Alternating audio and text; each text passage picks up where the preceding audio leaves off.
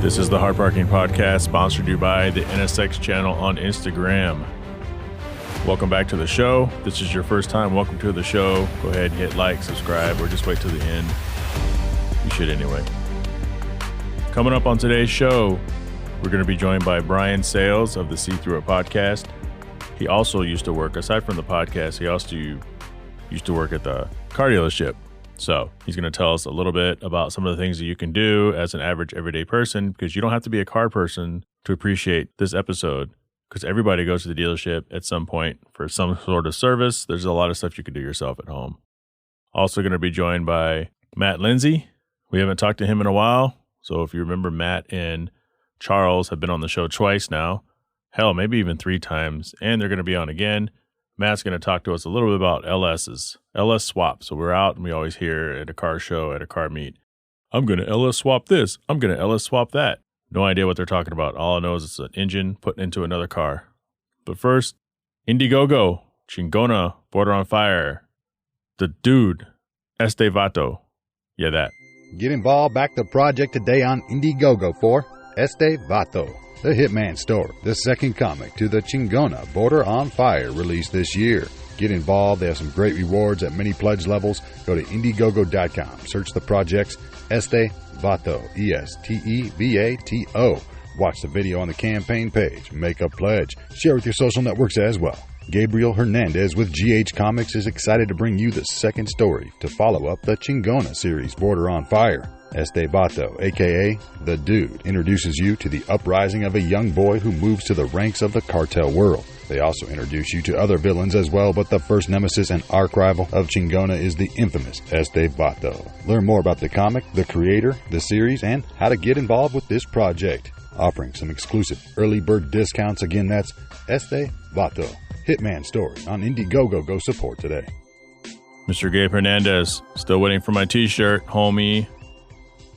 So SEMA is officially canceled for 2020. There's no SEMA after all. A few episodes ago, we had Matt the Moderator DeAndre as a guest, and we were talking about SEMA and some of the differences this year as opposed to years in the past, given what's going on with COVID around the U.S., but it's officially been canceled. Still don't have a job. I want to talk about social media a bit. So recently what I did is, because I had way too many friends on Facebook, so I put a post like many people do, like, hey, I'm going to be purging people on Facebook. And a lot of these posts are people say, well, I'm going to get rid of people on Facebook. Please tell me how you know me. Or if you respond to this, you're going to stay. And what happens is within a few hours, you have a lot of responses.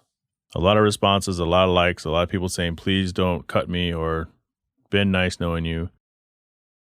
And when you first look at that, you start to get, I guess, a little angry. And the reason why is because I really work hard on this podcast. I work hard for everything that I do, the YouTube, and I want to stop throwing it in everyone's face all the time, but that's the only way you can grow. It's just by keep putting it out there, keep putting it out there.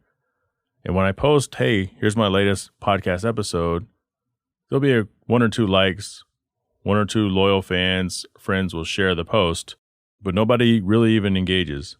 No one shows support. And so I've started doing, hey guys, I'm recording an upcoming episode. I'm doing my Q&A, drop your question, and I may answer it on the podcast if it's good enough, if I like the question. And that gets a little more traction. But when I said I'm getting rid of people on Facebook, that post got a ton of traction. If you don't think about it too deeply, you start getting really upset because it's like, where were all these people when I needed support? Where were all these people? All they care about is staying your friend on Facebook, but they don't care about you. A fellow podcaster, Zach, Limitless Podcast, he does marketing, and he said that one of the companies he works for, their big thing is promoting posts on Facebook.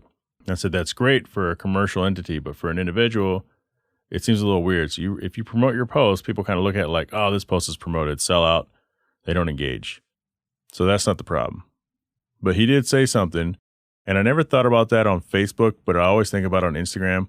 So Instagram, a lot of stuff has to happen for you to start working your way up these multiple algorithms. Facebook, though it's the same company, their algorithm works differently.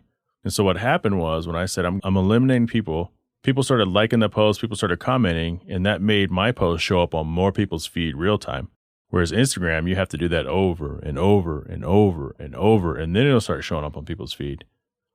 On Facebook, all you have to have is one post that goes viral amongst your friends and people who haven't seen your post in months, not because they're not paying attention to you, just because the algorithm doesn't throw it on their wall, see your post. And then you start thinking, you know what? It's not that people don't want to support you. It's just they never see your post because you don't gain enough traction on the front end because whoever sees your post first doesn't give a shit. But here's one thing. I started thinking about this because I get very up and very down about a lot of things. And I started really thinking about it. I go, I know a lot of people. We all know a lot of people. And it's easy for us to say, and my guest Brian Sales talked about this sort of kind of a little bit on one of his podcast episodes, but it's easy to feel like you're not getting the support that you work hard for. And I think about everybody I know. So let's say you know 1,000 people. There's very few of those 1,000 people who want to see you fail. Very few. Almost everybody you come across in life either wants to see you succeed or doesn't care if you succeed. By not caring, that means there's no personal attachment. So if I'm working in a call center, the person on the opposite corner who doesn't even know my name, they don't care if I succeed or not. And it's not personal. They just don't care. But once you've made a connection with somebody, they're typically going to be in your corner. Now, are they going to make extra effort to ensure you succeed? Probably not. But are they going out of their way to make sure you don't succeed? Absolutely not.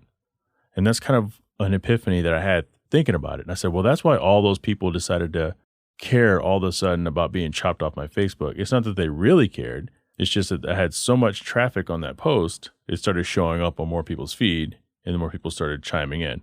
And we had a lot of fun on that post. I mean, my wife asked me, why do you do that? Why did you even say anything? Why don't you just start chopping people? Well, it's kind of a fun social experiment. And again, going into it, you feel like, well, it's funny how nobody wants to support me, but they want to survive. Coming out of it, it's like, it was never about whether somebody wanted to support you or not. They just didn't get the opportunity to because the way the algorithms work, they never saw the post. So don't give up. If you're feeling down about stuff like that, the system decides who sees your stuff based on the content that you post. Ever since I did that post, I did a follow-up post throughout the course of the weekend. I said, hey guys, throughout this weekend, I'm going to be chopping people. And I went from 1,500 Facebook friends down to like 950. But now when I post on Facebook, more people respond to the post because I've worked my way up their algorithm on their page. So it's kind of interesting. That weekend, I went from being pretty ticked off that no one wants to support me to... Because what happens is you're like, okay, well, you guys weren't there when I was fighting to the top. And now that I'm successful, everybody wants to be your friend. But life really isn't really that way. We think it's that way, but it's not really that way. It's not how things work. And we're all busy.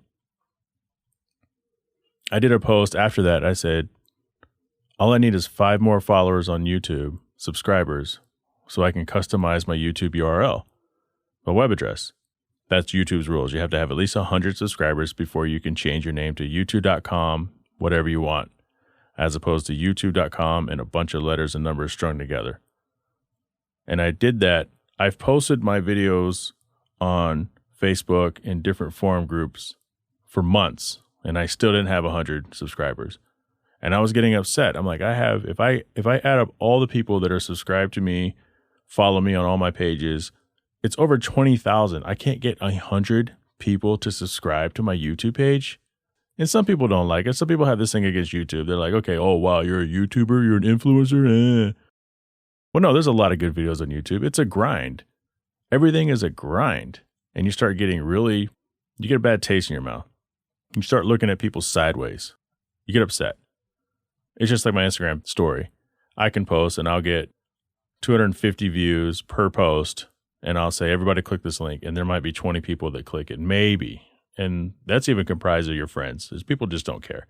And they don't care out of malice. They just don't care. Or they just don't feel like doing it. But after I did I'm going to kick you off my Facebook page. After that started making me grow up people's page algorithms. Once I said, hey, I just need 5 more subscribers on YouTube. I got 65 people subscribed to my YouTube channel. And the whole thing I've said the whole time, I don't care if you don't watch my videos. Somebody out there is going to watch my video. But help me get to this first step, this first major step. And people did. It's not because they want to see my content. it's because they want to see me succeed, and they just never saw the opportunity because it never showed up for them on their page when I asked for help. Coming up, the rest of the show.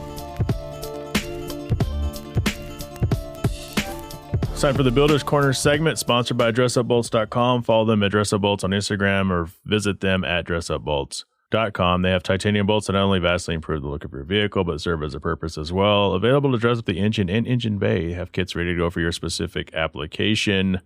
Check out their new Aero Catch hood pin kits, available in 7 different colors, made from GR5 titanium, so you will never have to worry about corrosion ruining the look of your hood.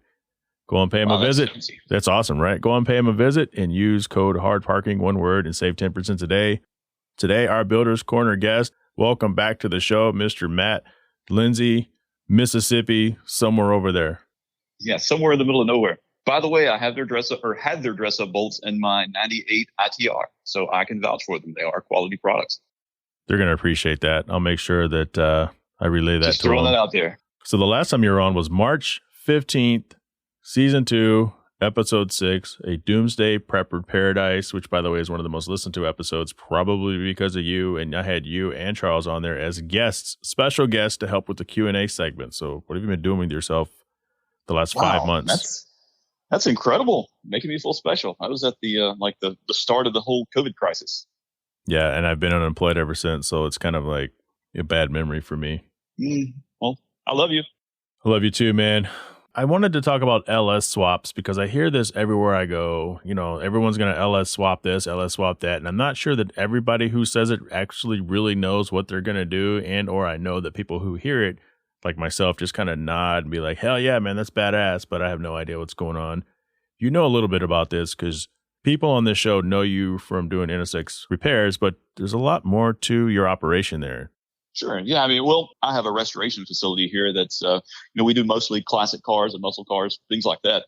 So the term LS gets thrown around a lot, whether you're talking about like a classic car or muscle car, but it can get really confusing with, say, Chevelles.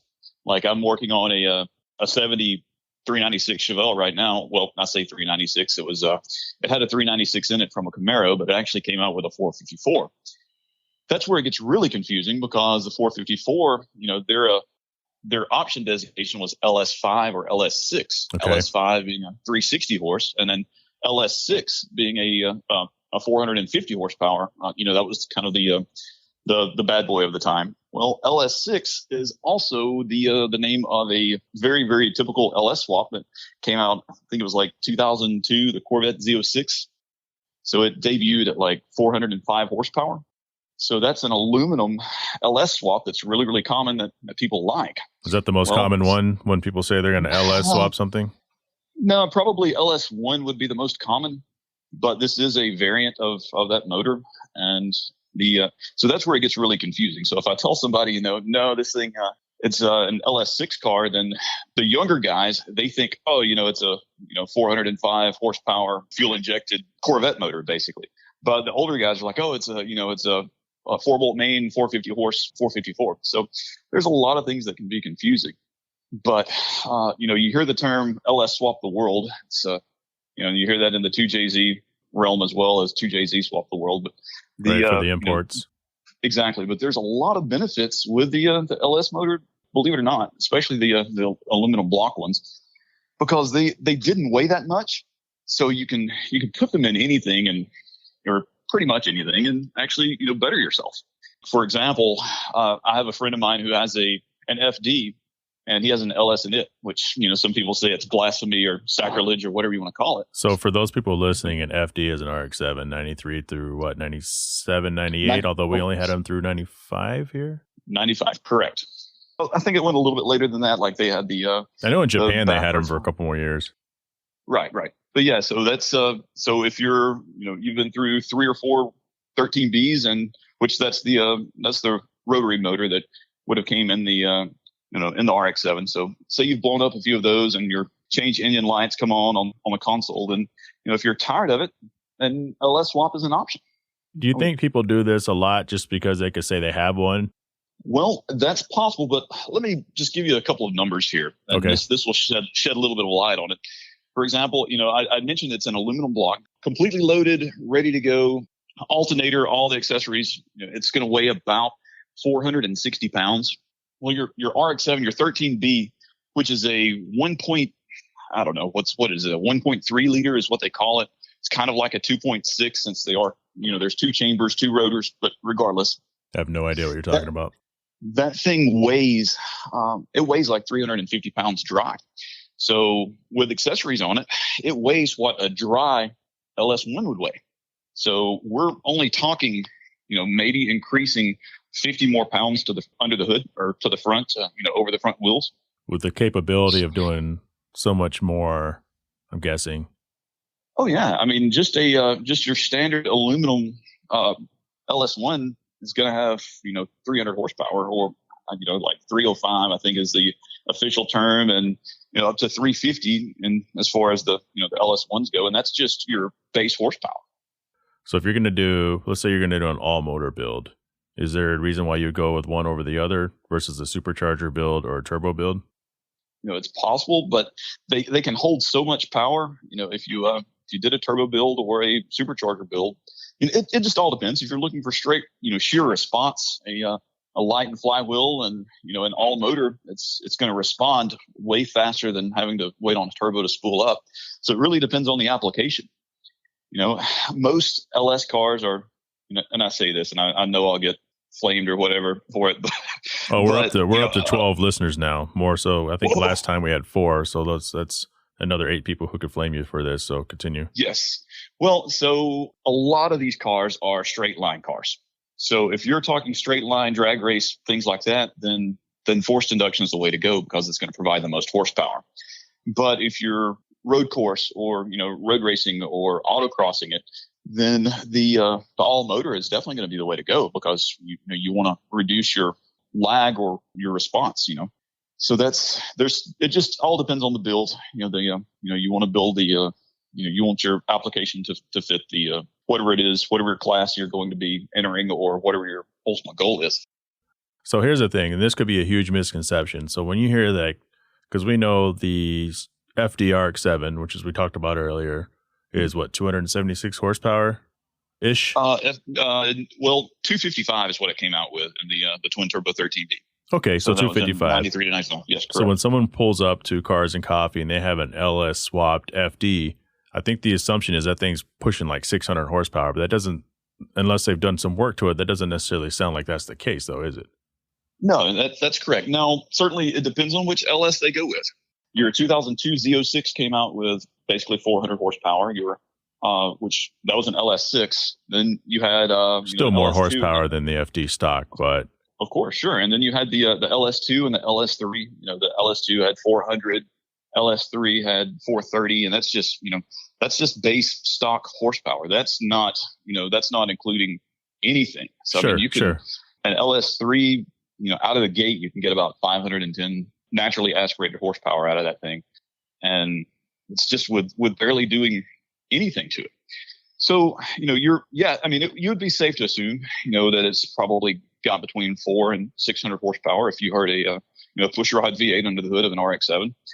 But also you kind of kill its soul, and that's one thing that I wanted to kind of touch on, though. If we are talking about LS swapping, say a 240 or say an FD, and I don't want to just talk about that car in particular, but if you do pull the 13B out, yes, it's only 50 pounds of difference. If we're not talking forced induction, you don't have a big blower under the hood, but apples to apples, if it's 50 extra pounds, that's not a lot on paper, but the way that the car responds and the way that it handles and the torque curve and things like that, the things that make that car special, you lose all of that. Right. And so it just, an RX-7 with a single turbo for the 13B pushing 350 to 400 horsepower, that's about the sweet spot for that car. That's like take an NSX, for example. If you get 700, 800 horsepower out of an NSX, it's no longer fun to drive. It doesn't really make any sense. It's too light. It's not going to hook up. Exactly. So, that's just kind of, then LS swap done right and can be, and perfectly executed for an RX-7, it can feel great. But if you get, above the sweet spot, to me, it's just it just kills the car. From a pure education level, I'm out there, I'm at the car meet, and I want to sound like I know what's going on. Is there an LS 1, 2, 3, 4, 5, 6, 7, 8? Or is it like a 2, a 4, a 5, and a 7? And what is the number that goes with that? I think right now the 7 is the cap, and then of course they switched back to an LT style motor with the new Corvette. So I think LS 7 was kind of the cap. There was no LS 8, as you know. And are people essentially getting a lot of motor for less? So, for instance, you would know this more than probably anybody ever listening to this podcast or being on this podcast, seeing as how you work with muscle cars. You have a giant muscle car thing that you do. You guys, between the two of you, I forgot what you said. You have 7 or 8 NSXs? So you work on those too? Right now we have 6 NSXs. 6 NSXs. We sold a couple since the last time we talked. So the price of those motors are $16,000 for an NA1 motor or an NA2 motor versus your average LS is what? Next to nothing from a junkyard. You know, a 5.3 or a 4.8 iron block out of a truck. We're talking dirt money, $500, $600 with good mileage and like you wrench it scenario. Exactly. Well, see, so there's an advantage. There's a clear advantage because we know Jim Cozzolino. He did a swap. I think he did like a J or K swap on his NSX, and it was obviously to save his original without blowing his motor. Right, sure. 16,000 because he's a track guy. Exactly. So for financially, it makes sense if you really want to go through it. But I think at the end of the day, you could end up spending a lot more money than you think, though. Right. I mean, the biggest thing is getting it to fit. You know, fabricating motor mounts. And I mean, if you're a fab it yourself type of guy, then yeah, you can save a ton of money. And going with a standalone, you know, your expenses are going to be on your electronics and of course, getting it to fit. But there's kits out there, you know, you can buy an LS install kit for a 240 or the sky is the limit on those things. You know, they make it to where you can drop it right in an RX-7 or a 240 or anything else that you can think of. You know. Hey, let me ask you a question. Then we'll get you LS out of here. So one of the questions on the Q&A segment is that a guy named Dub asked about a good beginner sports car between $5,000 and $10,000. And he kind of gave me the guideline where his son wants to buy a Subi or maybe a Honda Civic. What are your thoughts on cars in that range? Because I think there's nothing wrong with either, but I also think maybe like a 350Z or something, because I think you can get those for super cheap now, or a BRZ or an FRS. Yeah, I mean, that's exactly what I was about to say. You know, if he wanted a platform to where he could keep it throughout, you know, say he's in high school or whatever and wants to keep it throughout college or even further, a BRZ or an FRS is a perfect platform because they're, you know, for one, their weight distribution and their handling is very good. Now they're slow as garbage. Don't get me wrong. I mean, they're, you know, one of the most boring cars to drive out of the box that I've ever driven, but with just a little bit of tweakage, a little bit of a suspension tuning and just a little bit of performance upgrades, that would make a really, really good car that, you know, you could eventually make really fast. And there's plenty of 2JZ swap guys out there that'll throw a 2JZ in their FRS and call it a day. And, you know, that does make a lot of sense. But again, you know, we are still talking Toyota, but to me, that kills its soul, you know. So I would build that motor and, you know, stick with what you've got or supercharge it or whatever you might want to do. But and also an update, I don't think you can get a Scion or a BRZ for under 10,000. I guess they're still too new. No, not at all. Actually, Charles and I verbally bought one, and the guy ended up backing out on selling it.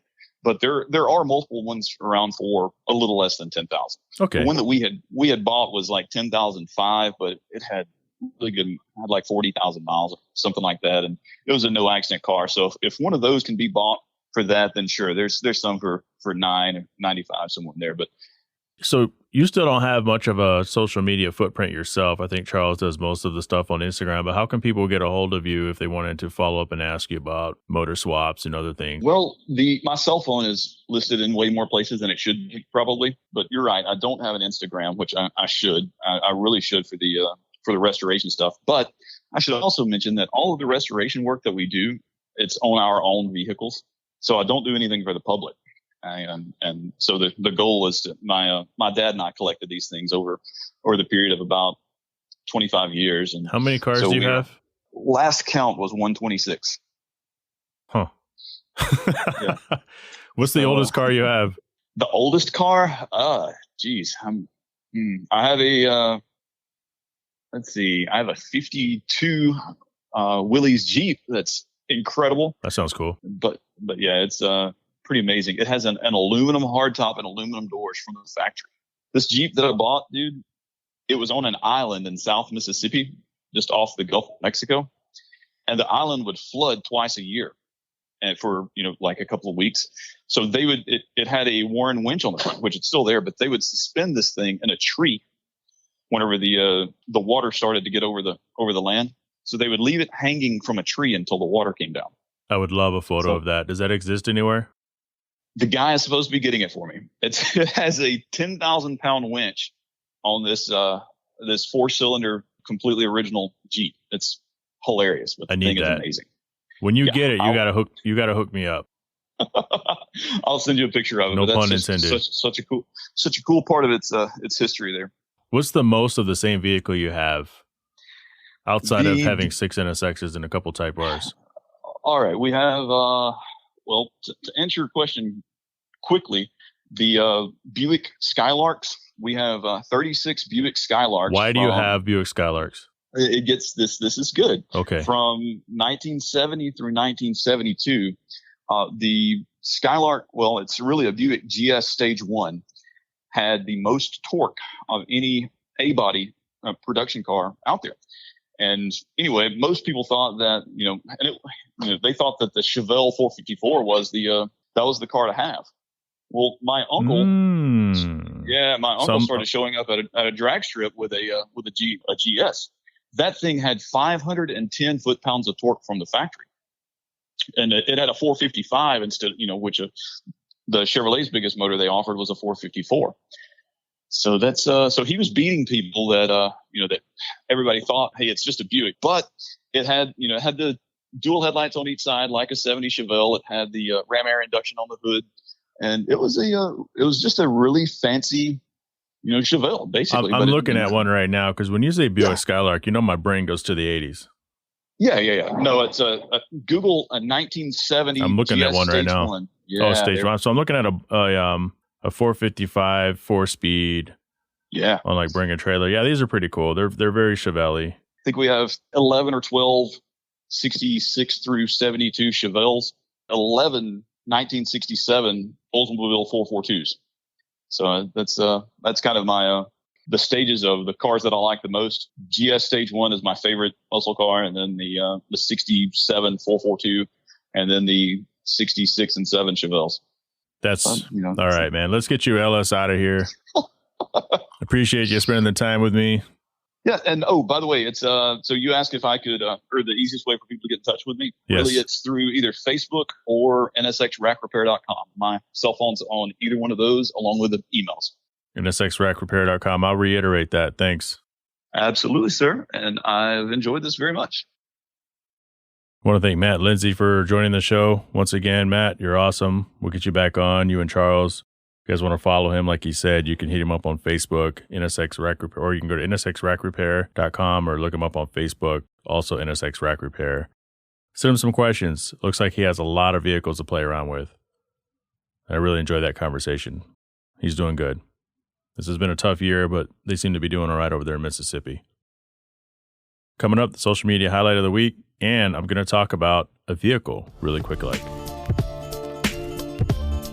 It's time for our social media highlight of the week, brought to you by Kuya Automotive, currently specializing in new and used NSX parts. NSX owners, hurry up and head over to KuyaAuto.com and inquire about special pricing, or on Instagram at Kuya_automotive. That's Kuya Automotive, where Big Brother's looking out for you. Today's guest is Brian Sales from the See Through It podcast. Brian, welcome to the show. Thank you for having me, sir. Thanks for being here. We're going to get to your podcast in a second. But as I said in the opening, the reason why you're on here is because you have some experience that I think can help a lot of people out there. And a lot of people say they're not car people, but every person at some point ends up taking their vehicle to the dealership to get some sort of servicing done, whether it's something simple like a tire rotation that they can do at home, to buy a part, replace a battery. You've worked at the parts counter at certain dealerships. You've worked in the service bay at certain dealerships. It's time to educate some people, man. So what are some of the things that you've seen people do? Like, let's start with the parts counter. What are some things that you've seen over the years where you've had to kind of chuckle to yourself and say, damn, they could have taken care of this already on their own? Windshield wipers. I have to say that's one of the biggest ones. People will bring their car in. Like, they don't come into they'll bring their car in, order the windshield wipers, and then hand them to the mechanic to put them on. They just got charged maybe $100 to get those wipers put on. Right, because that's labor. And one thing I don't think people understand is that you can't, like, there's like a minimum, like some dealerships I think have to charge a minimum of 1 hour, and some can actually do like a half hour, but you're not getting any breaks on that, right? You're not getting any breaks for that. And then we have to charge you, full price for the windshield wipers. And I mean, if you're, Audi or Mercedes or whatever, those things are costly. Plus now you're going to pay it an hour to put the windshield wipers on. Yeah. And you don't even have to, then that's one thing. And some people are like, well, I don't know how to do that. Well, you know how to save money, because what happens is, right, so if you go into the dealership and you need new windshield wipers, you're buying OE, which is original equipment parts, and that stuff's going to be a premium. So like, just for an example, I bring in an Audi, or I bring in a Honda, or I bring in whatever. How much does an OE windshield wiper set cost just for the fronts? Okay, so for an Audi, about $110. So that's $110 for windshield wipers. But here's the thing. If there's one thing on the car, well, there's many things on every vehicle, but if there's one thing there's no reason to buy OE on, it's probably windshield wipers. Yeah, absolutely. And then there's those people, I mean, they say like, okay, so we saying you can stay away from OE on the windshield wipers. They're like, well, sometimes the parts don't match up. Well, you can always continue to research and find the best ones that have matched up and other people have used to put on their vehicles. Because here's a hidden secret. A lot of those OE parts are made by some of these aftermarket companies. Like they, had a fingerprint in that making. Like Bosch, classic example. Bosch parts. You can go into your local AutoZone. There's AutoZones all over the United States. You can go into Pep Boys. And in those stores, you can stop at the counter and ask for help, or you can go to the windshield wiper department and they have books. In those books, you open up, you find the year of your car. So you're going to have to know a little bit. You have to know what year your car is and what trim it is.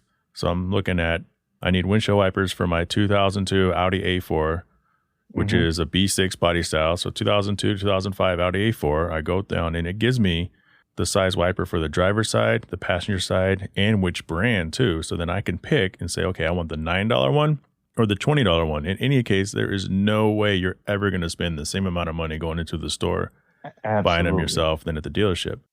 I think with the OE thing, people are they just feel more comfortable knowing, okay, this is going to be an exact fit and this is going to do the exact same thing it's supposed to do as the previous. And, with some things, you might want to do that. But with things like windshield wiper, some people come in there looking for a certain type of washer fluid, things like that. Like, no, you can go to, your AutoZone, your Pep Boys, O'Reilly's or whatever and get that stuff.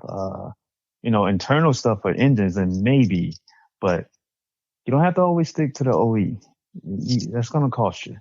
Yeah. So I think what you're saying is the home maintenance stuff. So if you need new wiper fluid, I almost said a turn signal fluid. So if you need new,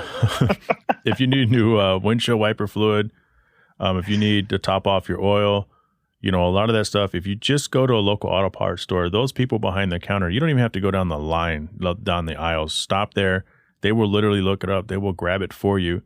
And with windshield wipers, they'll put them on for you for free. Yeah. And now you boom.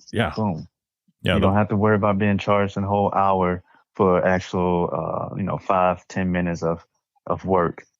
There's ways that you can save. And the dealership is there for big reasons. The dealership is there for warranty work, computer stuff, electronic stuff that you don't have at home. You take your car there to have them work on that stuff, but stuff that you can, prop up in your garage or one of your friends' garages or, in your driveway, get that stuff done. Yeah, there's a lot of things. So whether you're just a regular everyday person kind of going through and don't know hardly anything about your vehicle, or if you're a do-it-yourselfer, there's a lot of things that you could take care of on your own. Let's talk about your podcast a little bit. That's some excellent information for people with regard to basic servicing on your own. But you have a podcast called See Through It.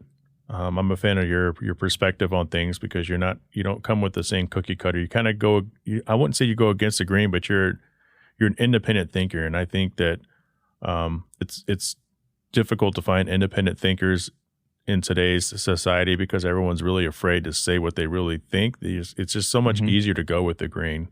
Why do you have your podcast? What's your full motivation behind it?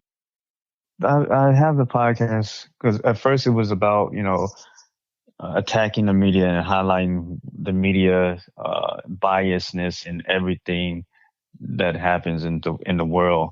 And then as time has went on, it has evolved into hopefully opening people's eyes to different perspectives and hopefully opening their minds to maybe change the way they think, the way they see things, how they feel about certain things, and just, just wake up and stop being blinded in the fog of the bright lights of what's going on in the world.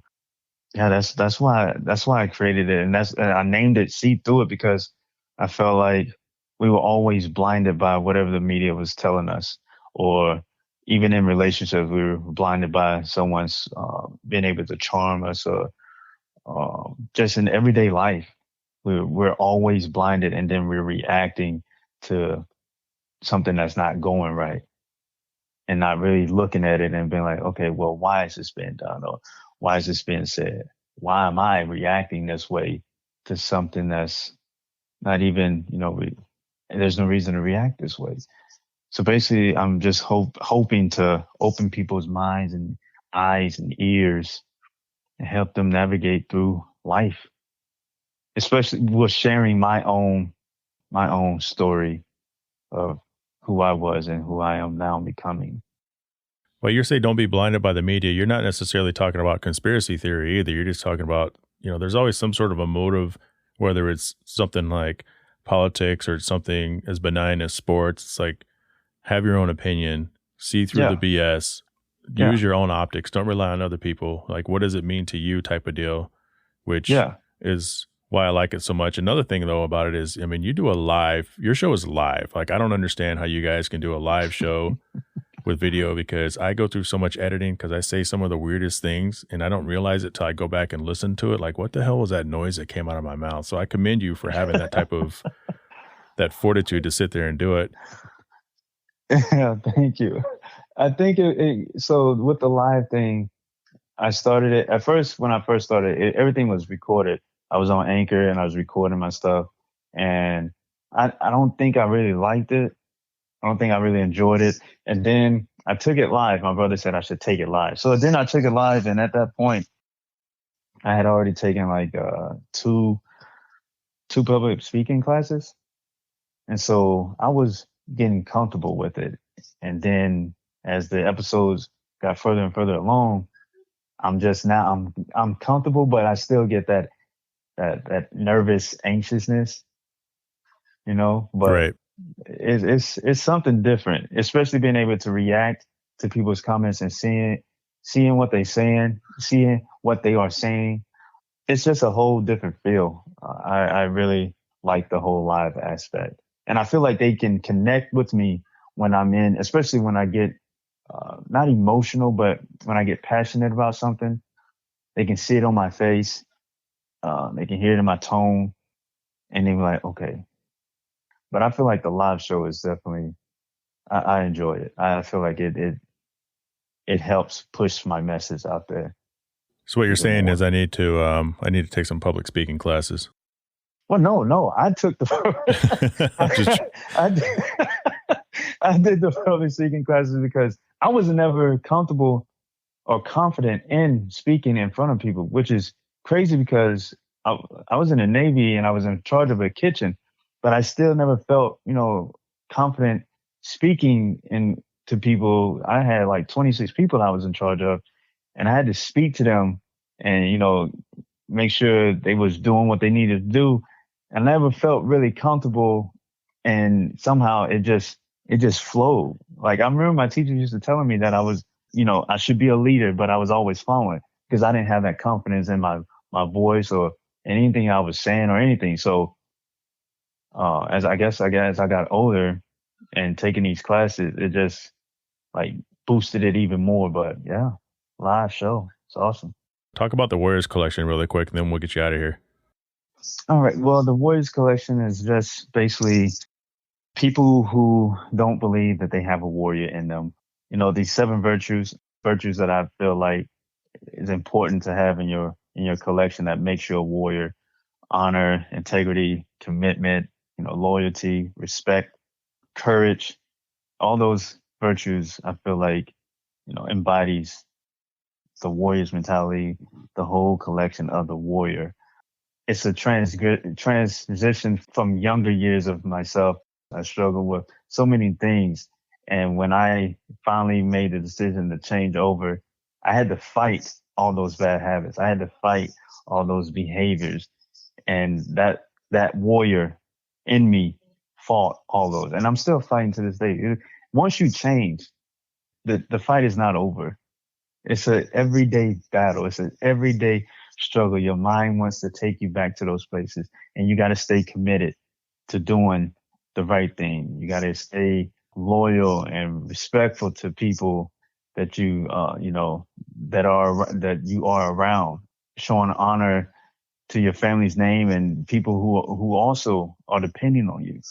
So the courage part is, standing up and looking danger in the face and doing the right thing, no matter what it is. Integrity, the same thing.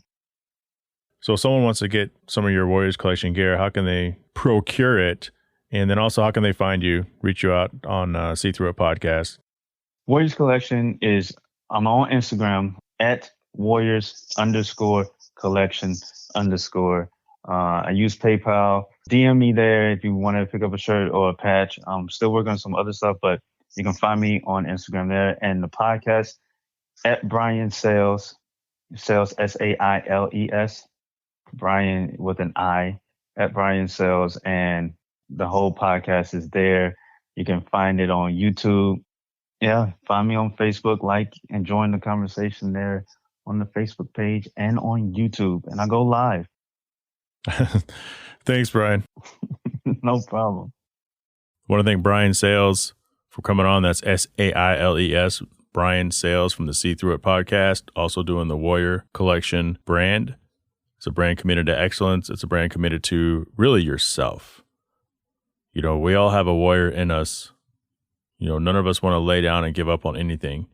And it's about overcoming your obstacles and sticking to those 7 principles. So you can check him out. Like he said, the STI podcast. So See Through It podcast. And you can tell the logo, it's like a silhouette of a guy with a baseball hat on, looking through some binoculars. He's seeing through it. Or he's a peeping Tom. But I think he's seeing through it. So that's the STI podcast. Hit him up on Facebook, Instagram, YouTube, whatever.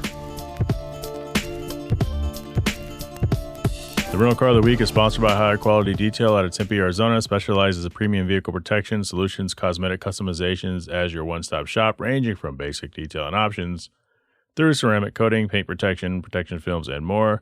Visit Ceramic Pro Arizona, one word, on Instagram, or Higher Quality Detail. That's HYER, Quality Detail, all smushed together in the address bar. And get looking your best today. So I really don't have a rental car to talk about, but there is a vehicle that I've made note of months ago. We were at the grocery store, my wife and I. I looked over and saw this big SUV. Sort of big. I said, what the hell is that?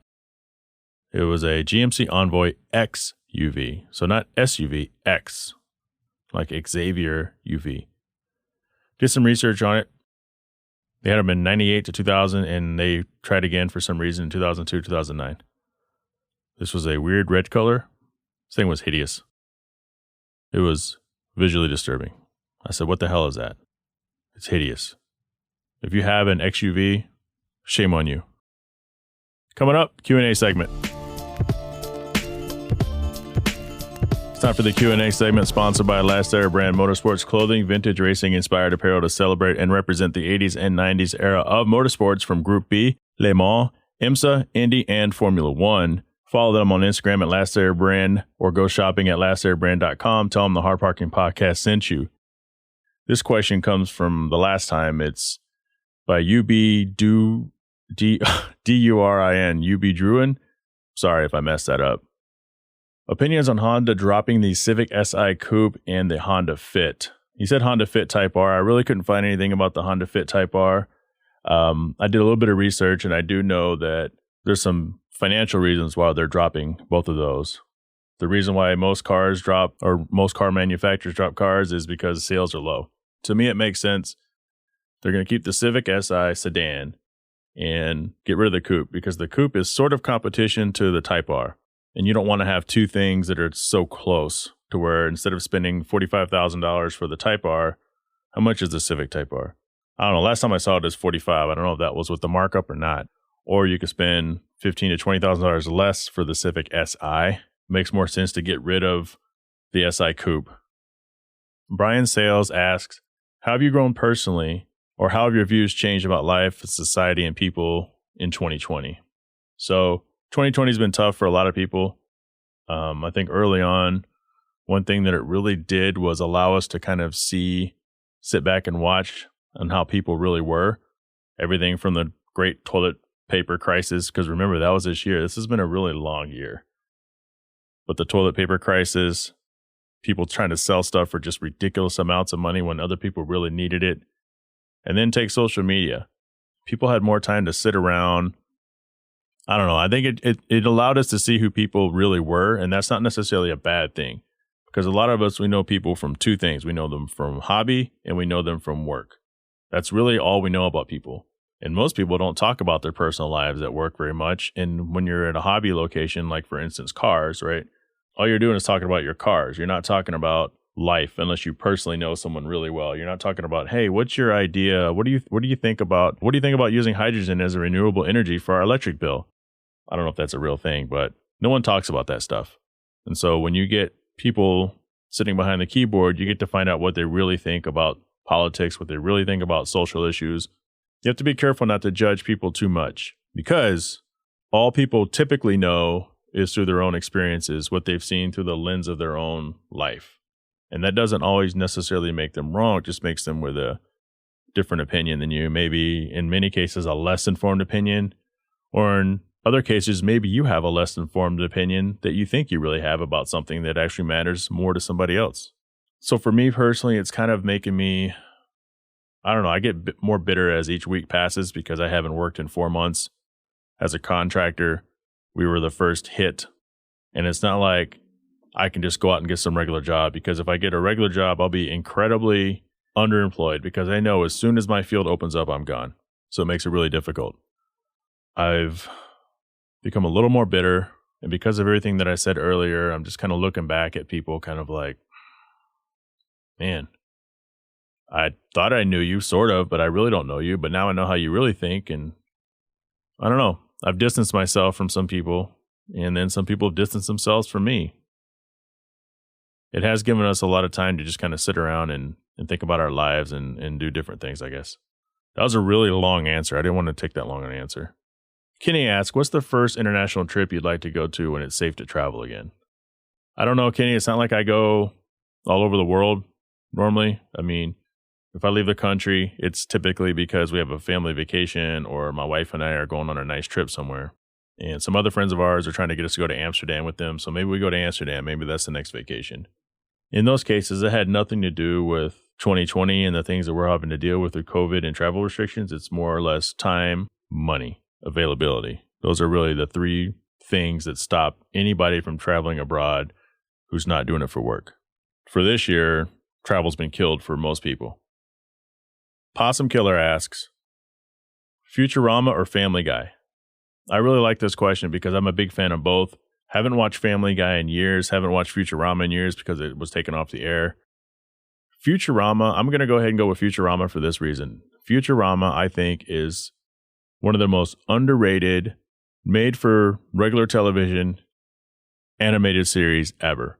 The same people who made The Simpsons. Somehow The Simpsons lasted forever and they just never progressed. Futurama to me, because my wife and I used to watch it, it's more of like the adult version of The Simpsons. And I don't mean adult as in like just pure content, but humor. The humor level they used in Futurama was way ahead of its time.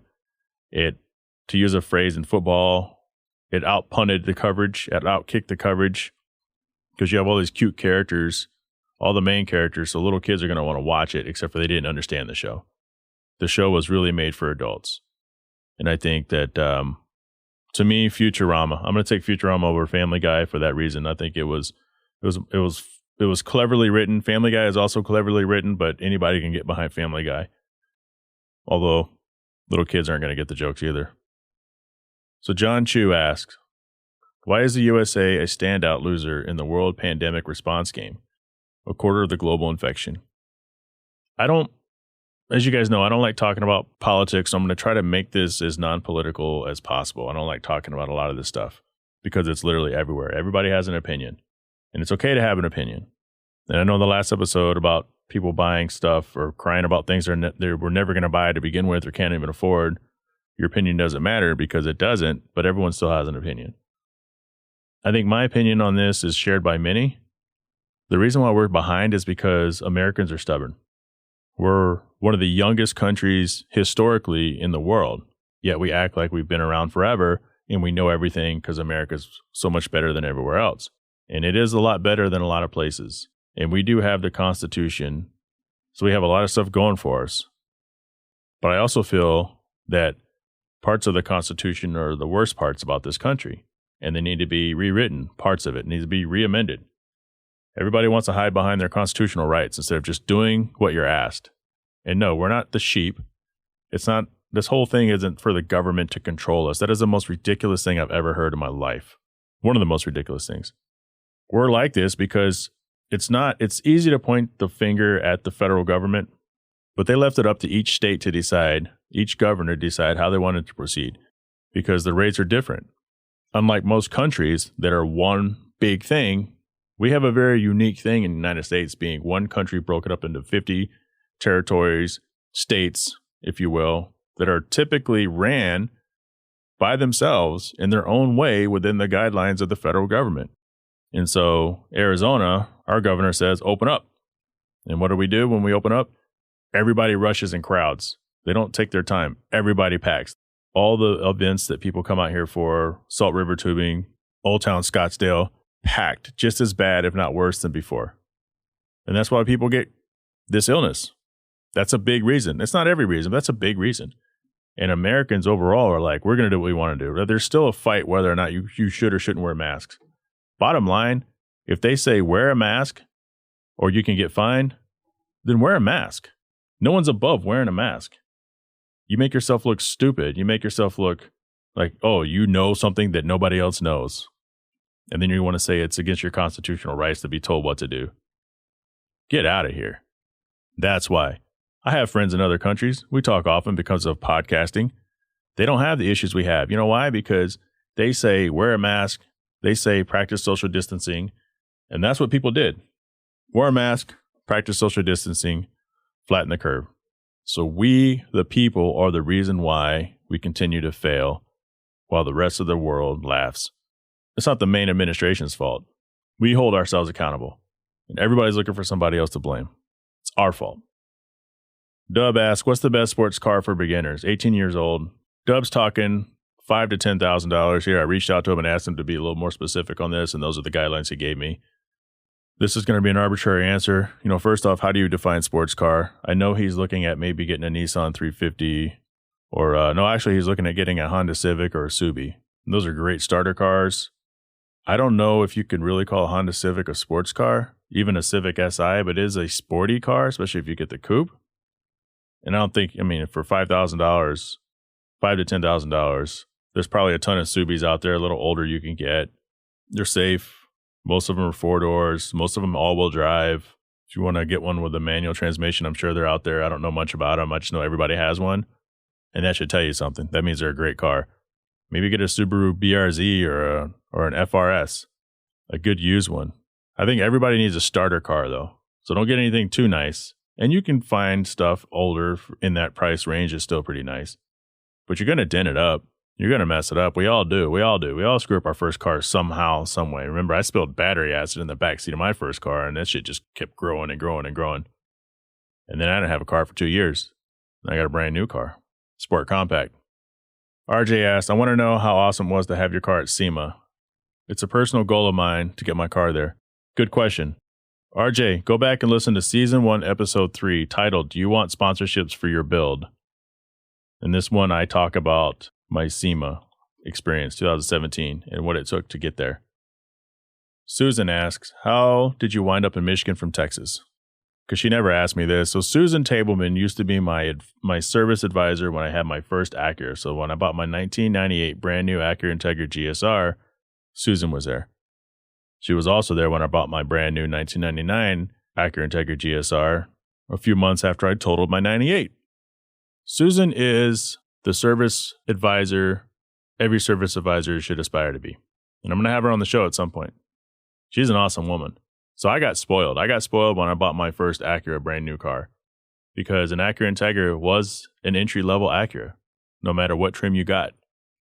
I went to school. Susan and I went to school, went to college, went to Kendall College of Art and Design 5 years after I graduated high school. So basically that year, 99, for art. That's how I ended up in Michigan. Flunked out of school because I just wasn't feeling it anymore.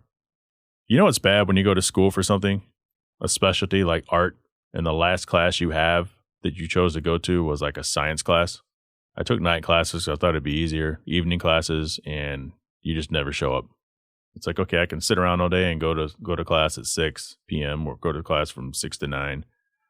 I ended up not showing up to so many classes and just missed too much classes, and there's nothing I could do to make up the work. Flunked out. Ended up going back to school, getting a degree. Dre Day asks, Tyson or Roy Jones in November? This was such a weird boxing match. But you have to go Tyson. If Tyson can knock, just like old school Tyson, you know, you give him a few minutes, and if he doesn't get the job done in a few minutes, maybe he wears down. I know it's been so long since we've seen him fight. I guess Roy Jones is still fighting, which is interesting because I remember him being washed up 15 years ago. So, but I'm going to have to put my money on Tyson. I think everybody's going to put their money on Tyson just because it's Tyson. And he's shown us a lot of stuff, but who knows? It's too bad it's come down to this. That's terrible. And that's your Q&A segment. It's legit closing time. I want to thank all our guests for coming on today. Brian Sales of the See Through It podcast. I want to thank Matt Lindsey of NSX Rack Repair. Got to thank our sponsors. First and foremost, NSX channel on Instagram, Kuya Automotive, DressUpBolts.com, higher quality detail, and Last Era Brand Motorsports Clothing. If you want to reach me, you can hit me up at hardparkingpodcast@gmail.com, Instagram NA2NSX, or JHAE_travels. Facebook is Hard Parking Media, Twitter Hard Parking Pod, Teespring, shop the store. The link will be in the show description. YouTube.com Hard Parking Podcast. Yes, thank you all for subscribing. Check the YouTube. I got some good videos up there. Still owe you guys a few more videos. Support the show link is also in the episode description for as low as 99 cents a month or $9.99 a month if you're a baller. We got 2 subscribers. I got 2 supporters out there that are doing this. Many more of you listen. I'm not asking you for money, just saying you could if you wanted to. Love you all the same. If you haven't subscribed yet, make sure you subscribe. I can't grow unless you tell people how awesome the show is. Let's do this. Let's grow this thing together.